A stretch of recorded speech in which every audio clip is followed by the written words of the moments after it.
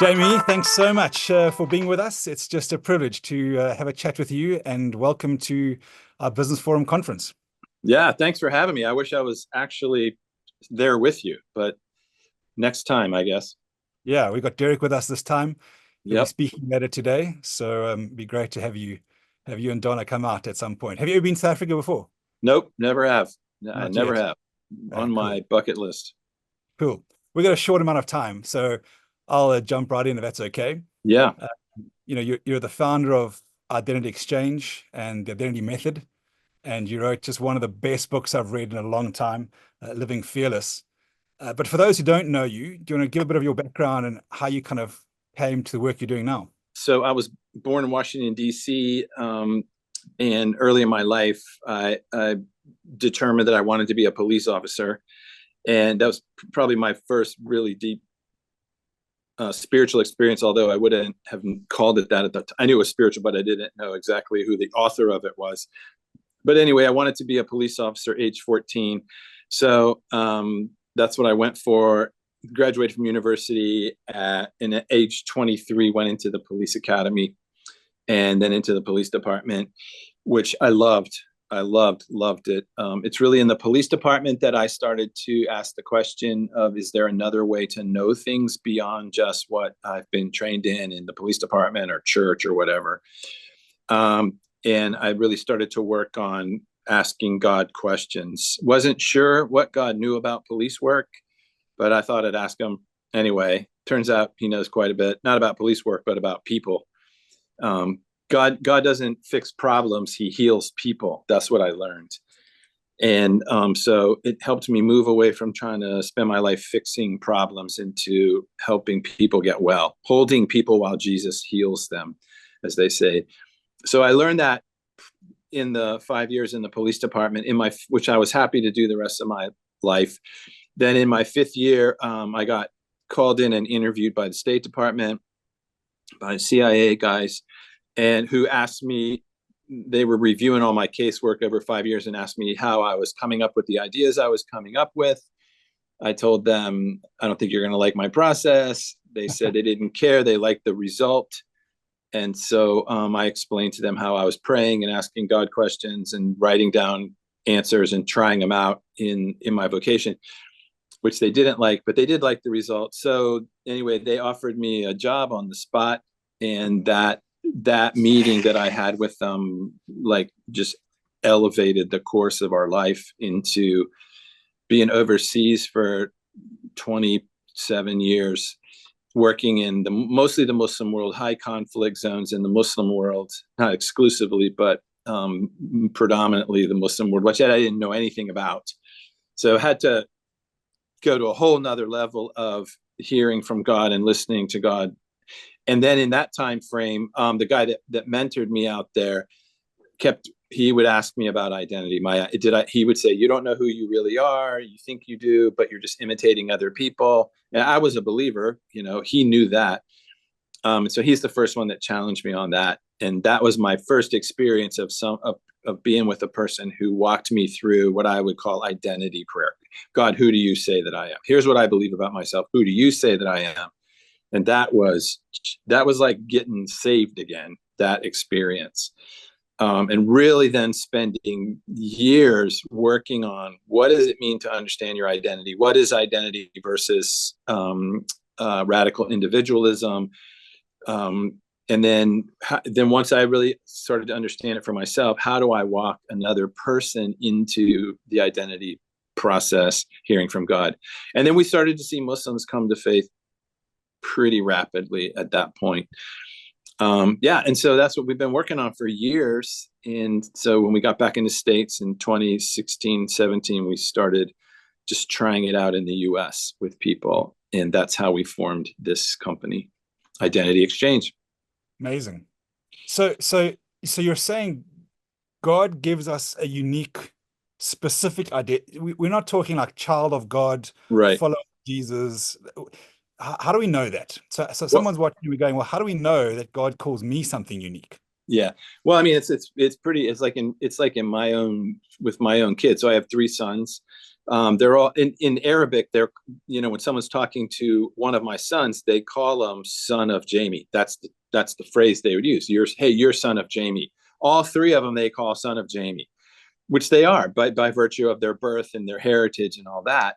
Just like we're children of God, sons and daughters of God. We are that. We're in Christ. We're born again.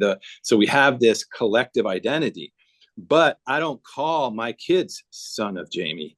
And I don't even call them son one, son two, son three. They have distinct, unique names. And though all three of them are inside of my inheritance and all that stuff, and they have every blessing, and I'll never, no matter what they do, I'll always love them, all of that, they still are hugely unique. And to honor them is to treat them in the uniqueness of each of their own identities.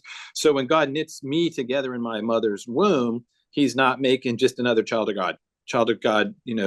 1,700,000,000. And I am a child of God. I am a son of God. I am in the kingdom, but I have a distinct identity because he gave me distinct characteristics unique from every other human, which he'll never replicate. Right. So then why did he do that? What does he want me to know about myself that's unique and distinct? How does he identify me?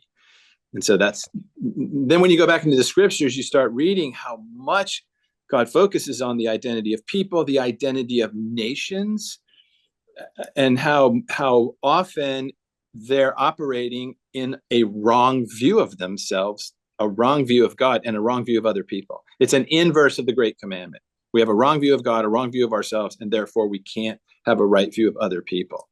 Okay. And that was kind of my next question is, why is it important to know your true identity? And yeah, how would you know that? Well, because when David prays and he says, search me and know me and reveal to me any way that's offensive in me and lead me in the way everlasting, or reveal my hidden sins or faults, what he's asking God, what do I believe that is an offense to you? And what's an offense to God is to not love what God did when God made you, or to not walk in who God made when he made you. To walk separate from yourself is offensive to God. It's to violate the integrity of who he made when he made you. That's what sin is, to separate.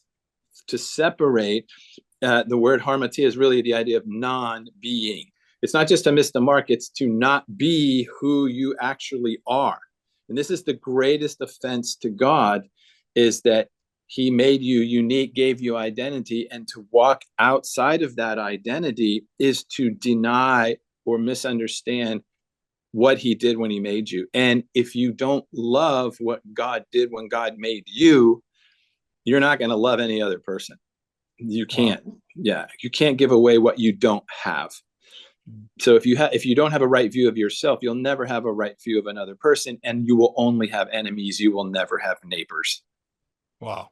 So if I don't have or don't know my true identity, there's a false then. Am I living from? How do I know if which one I'm living from? Yeah. So a couple of truths from scripture. So one is, God is not an accuser of humanity. Satan is the accuser, not God. So any name that I believe about myself, all identities are learned, right? You learn your identity. True identity is received in community from God. That's how Jesus receives his identity in community from God. And he walks out the truth of his identity in the vocation of Messiah. And so if you're receiving identity, and if you're in this world, you're receiving identity from all kinds of sources. And the way you know it's not of God, one is because it's an identity that accuses. It's an accusation, not an identity. And it produces in us fear, guilt, and shame. And so, I'm working with a group this morning, and the exercise we're going to do is write down names you believe about yourself that hurt you. And every kid can do this. They already know. I'm not good enough. I'm not smart enough. I'm not good in math. They already know all these things. I'm not worth anything. We've already learned these false identities from the lie that we live in. And so how does that make you feel? It makes me feel worthless. It makes me feel fearful. It makes me feel shameful. It makes me feel discouraged. That's the false identity. And Jesus in particular is always addressing confession is to say the false identity, to tell the truth about what you really believe about yourself in order that he can lead you into repentance, which is what he believes about you, what's true about you. So the false identity it creates separation, it creates conflict, it creates, there is no shalom in a false identity. There's none. So that's how you know. You can look around the world pretty much and go, we're pretty much all operating in a false identity. Just look at the world. Wow. How do we shift into what God says about us? And is that driven the work you're doing? Is that the mission you're on? Helping people to know their true identity? Yeah, because when so if my job with the U.S. government is to infiltrate militant organizations and pacify them, that's my vocation. How do you pacify a militant organization? You take away their fear. Terrorist organizations are operating from terror, creating terror. They're operating from fear, creating fear.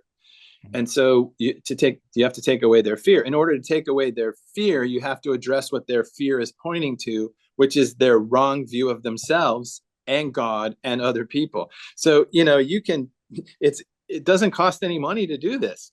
It can cost you your life for sure, but it doesn't cost money. And so to sit with a person and say, look, this is what you believe about yourself, that you're powerless alone in the world. And as a result of that, you're getting together with other people who believe they're powerless and alone, and you are going to use power to try and make yourself powerful, which is conflict. If you knew the truth about yourself, you're not powerless, you're not alone, you have a unique identity that God loves, and God has a plan for you. You don't need this other stuff. And that brings peace, like James says. If you want to know why you have wars among you, it's because you have wars inside of you. And you're selfish and you're self-focused and you're self-protecting and self-promoting. Get rid of that, and the conflict in you ends, which ends the conflict outside of you, right? And so once we started doing that just with individuals, we watched young Palestinians, and this is years ago, young Palestinians kick out foreign terrorist recruiters from their neighborhoods. The military didn't do it. We didn't do it. Money didn't do it. They did it. And this is what they would say to the recruiters who came in with lots of money and lots of gang identity. They said, we don't need you. We don't want you. And once they can't recruit, it's over. So that's what we just started doing. And then we thought, wow, could we do this in a school? Could we do this in a company? Could we do this in a government? We just did it in a city government 2 weeks ago, in public, in a public meeting for an entire city government. We walked them through this process. How long does that take? I mean, that process, is it fast? Is it days? Is it? It's as long as what you have to do it. So Jesus with the Samaritan woman or the demoniacs, it's quite quick how he does it. And we can do it that quickly. But if you have, then he does it for 3.5 years with the disciples and they still don't quite get it. So it's just interesting, the scenario that you're in, and we can do it with like bow your heads and let's pray, or we can do it just have a conversation and watch God just walk them right through it in a conversation. So time isn't really a factor in it. Wow. Right? It's not really a factor. Time is another thing that we've made into a God, but time doesn't matter. It's like, what can I say in this moment that I have? One of my friends wrote a book. It's called 47 Seconds. He timed how long it takes Jesus to walk a person through an entire transformational process. 47 seconds. If you time. So we can't think that this is going to take 3 years or this is going to take a lifetime. What takes a lifetime is discovering the depth of the mystery of who you are. But it doesn't take a lifetime to move from the false into the true. It takes a moment. Wow. It's like it takes a moment to step into the kingdom. Once you're in there, enjoy eternity trying to figure out the mystery of that thing. Okay. Well, Derek, I think, is going to take us through a practical application of this later on. So great. Yeah, he's great at it. Yeah. You mentioned fear just now. I want to touch on fear just now because the conference is all about fearless leadership, which partly feels like an oxymoron sometimes, but we'll jump into that. But I love some of your stories. Do you have anything that comes to mind where you've taken an individual from the false to the true identity for them and the impact on their lives?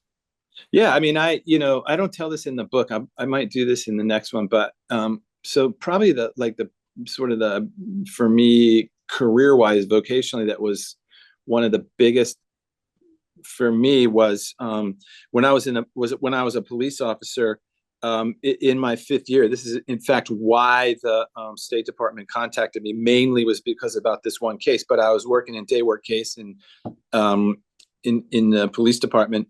A call comes out over the radio of a burglary in progress. I was just right there where it was happening. I parked my car and I can see the guy coming out of the building, and he's going down into this little park. And there's another uniformed officer from another squad coming through the woods, kind of figuring out like I was. And I knew he didn't see the guy. I could see the guy. The uniformed officer couldn't see him. And I was yelling at him because the guy was big and he looked strong. And I was like, boy, I don't want you to run into this guy and you don't know he's there. But I couldn't get there fast enough. So the other officer just walks blind right into this guy, and the guy knocks him out, just punches him and knocks him out. So I run down anyway, arrest the guy. So it's 2 felonies that have just occurred in my presence. He has stolen property from the burglary. He assaulted a police officer pretty dramatically. The rescue squad comes, takes the officer. I take the guy. And so the protocol is in that situation is to take the prisoner, the suspect, to the other squad whose officer was injured, and you basically drop him off, and they exact street justice. In that, this is in the 80s, so it's different today, but that's what it was then. So that's the rule. I'm in my 5th year. I know exactly what to do. It's not a written thing. It's just what you do, and it's a different squad. And since it's not my squad, you absolutely have to do it. So I'm driving him to the place. He actually knows I'm going to do it. He because he's from the city. We all know the rules, man. If you're going to do that, we're going to do this, law of the jungle kind of thing. And so I'm driving him, and he's saying to me, hey, I shouldn't have done that. I shouldn't have hit him. I know I shouldn't have hit him, but I was scared, and I don't have any money, and my wife's in law school, and we're trying to pay her tuition. None of it did I believe, because he was from a low-income neighborhood, and he's from a low-income neighborhood. I just didn't believe anything he said. He's an African-American guy. And so when I'm driving him and he's telling me all this stuff, I'm just ignoring him. And then all of a sudden I have this idea in my head that I need to let him go, release him. And it's just very clear in my mind. And I don't want to do it because first of all, I committed 2 felonies. I mean, legally I can do it. I can de-arrest legally, but to do it is just, it makes me liable for the crime. The other squad's going to hate my guts. The police department will probably fire me and sue me, all of it. And I'm just like, there's no way I can do this, but it's insistent in my brain. Let him go, release him, let him go, release him. So the whole situation is built on hostility and conflict. And this is like just de-escalate the whole situation, release him. And so I'm like, what I'm saying to God, you don't understand what will happen. You don't understand the ramifications. Like everyone in the Bible says to God, you don't get what's going on here. So anyway, I can't stand it. I stop my car. I get out. I walk around. I open the door. I go, get out of my car. And he won't get out because he thinks I'm going to pull him out and shoot him. That's what he thinks I'm going to do because of what he did to the police officer. And I said, I'm de-arresting you. Get out of my car. And he's like, why are you de-arresting me? That doesn't make any sense. And I have to drag him out of my car. He's a big guy. I had to drag him out of my car, hold him down on the ground to unlock the handcuffs, get the handcuffs off. And then he won't move away from me. He's afraid to move out of gun range from me. So he's standing right next to me. He's like, why are you doing this? And I said, look, I think God wants me to let you go. That's what I think. I believe that. And he said, I think that's a dumb idea. And I said, I don't care what you think. And I pushed him away from me, and I ran and jumped in my car and I drove away.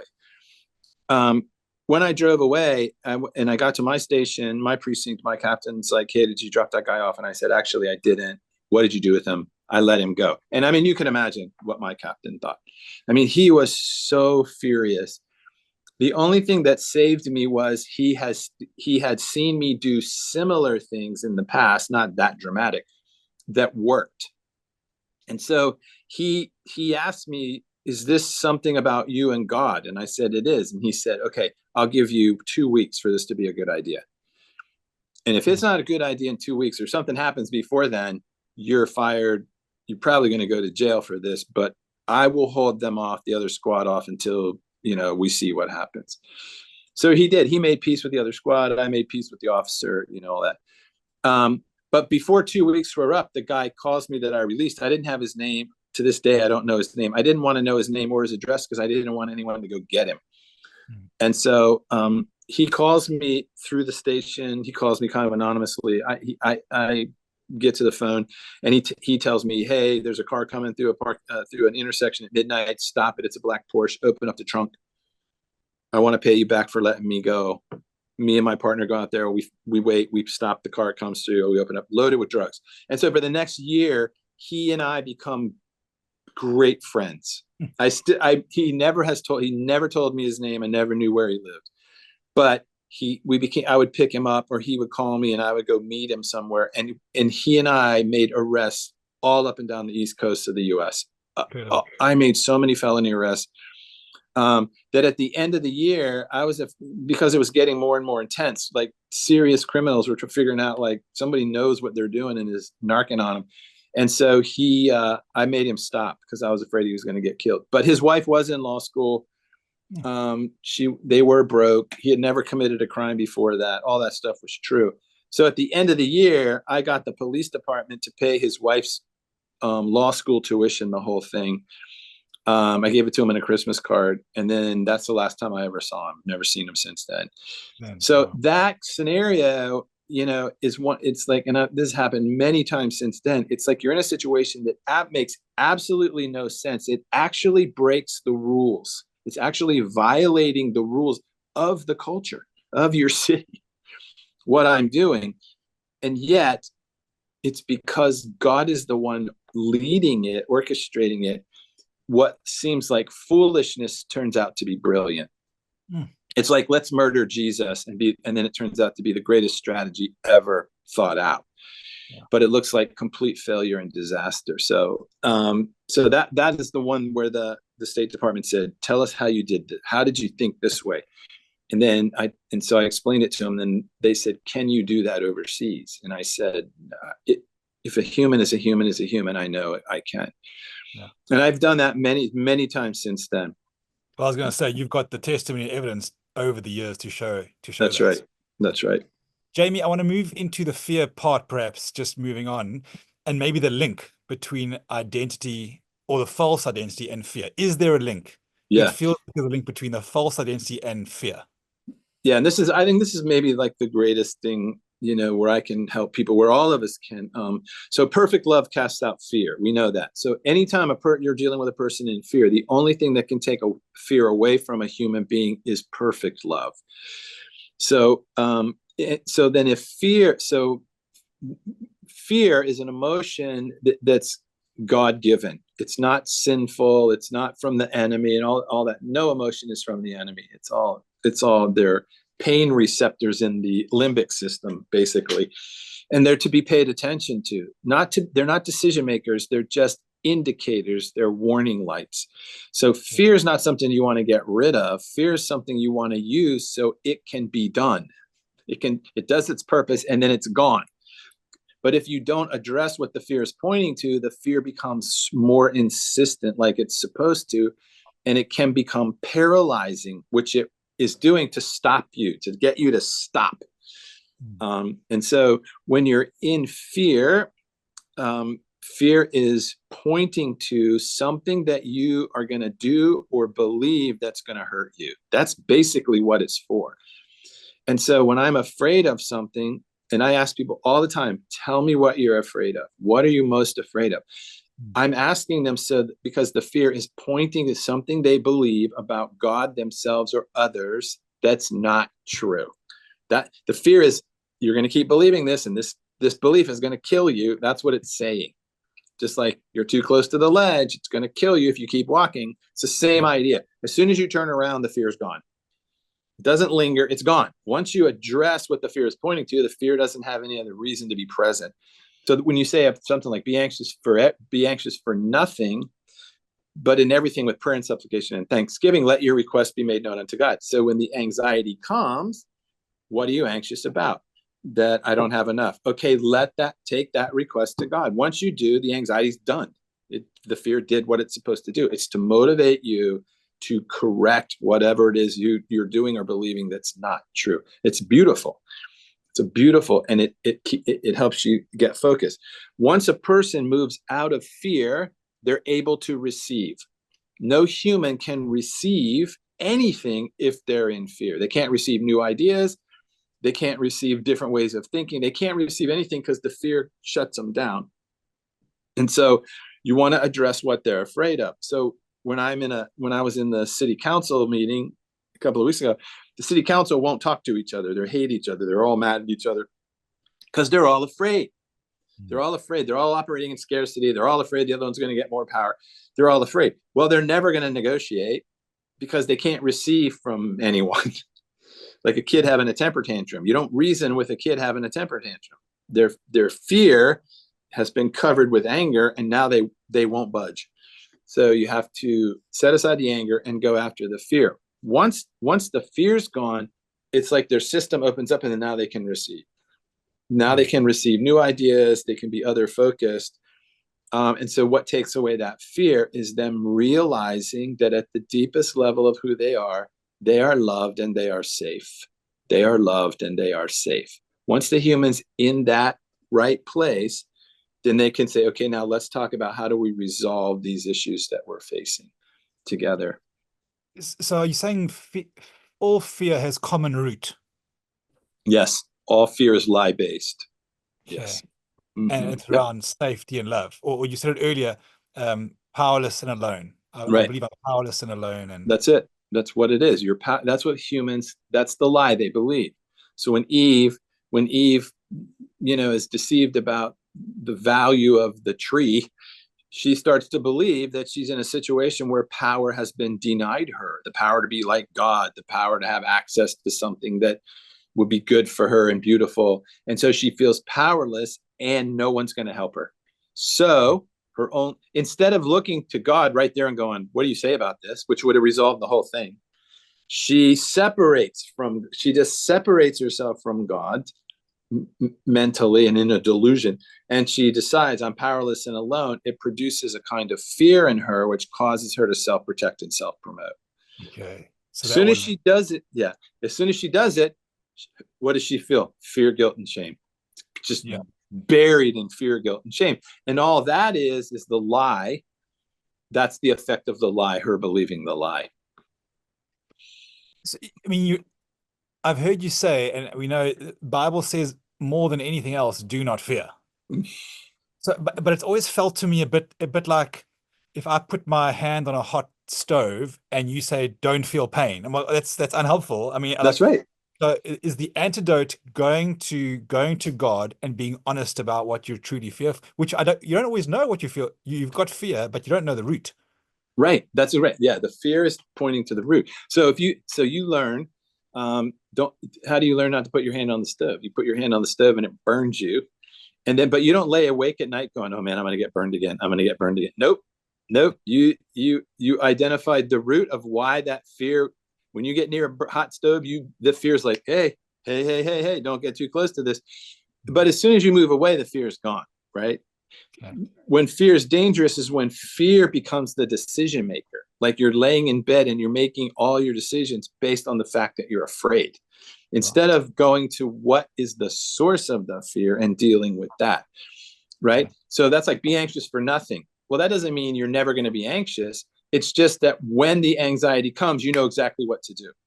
Okay. You just know exactly what to do, right? And so fear becomes your best friend. So can we summarize that for those watching, fearless leadership, so a number of leaders in the room, there'll be a myriad of fears in the room. So practically, what advice do you have for everyone if they're going through fear right now, if they are lying awake at night, what practically do they do with it? Yeah, ask the question, what lie am I believing that's producing the fear? That's exactly what you want to do. What lie am I believing? So if a person says, if I'm like I would do with a person, tell me what are you most afraid of in your life right now? This one person says something like, I feel like I can't seem to work enough. Like I put in all these hours, but it's like, I got to keep going. I can't quite do enough. And I said, okay, where did you learn? So that produces fear in you. Okay, so where did you learn that you're not doing enough? Where did you learn that? Why can't you just say, well, that's enough for today? Where did you learn that you're not doing enough? And then the person starts to think about it, because the fear is pointing to it's like if I have a splinter in my finger and I can't see my finger, my whole body is not saying you got a splinter somewhere. It's telling me I know, I can feel where the splinter is exactly. The fear is doing that. It's exactly this thing. The longer I ignore the splinter, the more the pain spreads out, and then it becomes localized, and the infection goes, and it becomes a bigger and bigger issue when I just go after the splinter right away. So when the fear comes up right away, it's like, and so the guy says that I'm not doing enough, and okay, so I'm going to help him go right to what that is, even though he's in his 30s or 40s, and the splinter comes when you're 5 or 10. And the fear is still pointing to it, because time can't take away a lie that you believe about yourself. So you got to go back to, where did the splinter first go in? We got to get that thing. And so, because I can help him, so he's afraid that he's not doing enough in a day. Okay, where did you learn? Because all fear is learned. Where did you learn to be afraid of not doing enough? Where did you learn that? And then he starts thinking, and we're just talking. It wasn't anything religious. It's just me and him talking. I'm like, your brain knows. Where did you first start believing that you can't do enough? Because it's not that there's not enough hours in the day. It's somewhere you learned that what you're going to do is not going to be enough. It's way more fundamental than I'm not doing enough to like make my business successful. No, it's deeper. It's an identity statement. I am not enough. That's what you want to get to, because it'll show itself in a million ways out here. I'm not enough as a parent. I'm not enough as a worker. It'll show itself all over the place, but it's coming down to one thing. I am not enough. Where did you learn that? And he's just looking at me, and all of a sudden he goes, oh my gosh.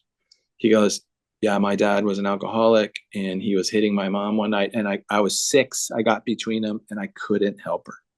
There it is. That's what the fear is pointing to. That. In that 6-year-old, he comes to the conclusion that the way life is going to go, I'm going to be in situations where no matter what I do, I'm not going to be enough to do it. And so what was beautiful is, it's not true. The situation is true, but his understanding of it's false. So I said, wait, don't jump out of that. Hold on. What happened next in the room? I pushed my dad. His dad actually hit his mom. I pushed my dad. He left the room. What did you do then? He goes, I don't remember. I said, okay, think there's some person in the room watching you that was there that could see everything happening that you couldn't see. What else happened in the room? Can you imagine a perspective of like someone that's watching the whole thing that's not 6, looking at what happened? What happened? He goes, well, I got in my mother's lap and I hugged her. And I'm like, and then he starts to cry. And I said, tell me what you did. You didn't do nothing. You did something. What did you do? And he starts crying. He's like, I hugged her. And what did she say to you when you hugged her? She said, I was her protector. Boom. That's your identity. There it is. But you believe I'm not enough. But the situation in reality is telling you did what the greatest leader would have done. You helped get rid of the threat. But greater than that, you loved her, and you made her feel like she wasn't alone, and you loved her. And she saw you as her protector, because that's what you are. And I mean, the guy stood up and he said, I got to go walk around and think about this. And then he emailed me 2 days later. He's a successful entrepreneur, but he's not happy. You know, he's not joyful about it. He's like, I got to do more. But it's because you are enough. And he wrote me and he said, I realize now that I've been a protector my whole life. Yes. Very so cool. As a leader, as an entrepreneur, your gift to your people and to the world is protector.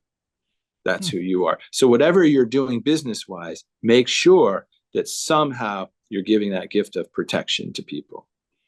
That's a beautiful way to end, probably, Jamie. I so appreciate it. Perhaps where can people find more about you or about the topic? Our website, identityexchange.com. All kinds of good free stuff there. My book is there, Living Fearless.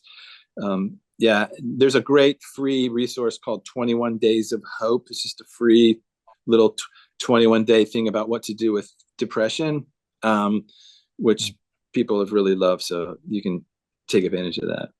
Amazing. Is there anything you want to leave us with in terms of fear or identity as we close off? Yeah. Remember, God can't talk to the fake you. God can't communicate with the false you. He'll only talk to the true you. And when people experience truth, whether it's you or your employees or your coworkers, truth always leads to freedom in people. You'll know and experience truth. The truth leads to freedom. And there's nothing to be afraid of with fear. Fear is your best friend. Just get to the lie that the fear is pointing to. Jamie, just so appreciate your time and Yep. serving the community. So look forward to hopefully seeing you in person at some Yeah, stage. I'm Yeah. sure one day. Awesome. Thanks so Thank you. much. Thank you. God bless. Thanks for having me. Cheers.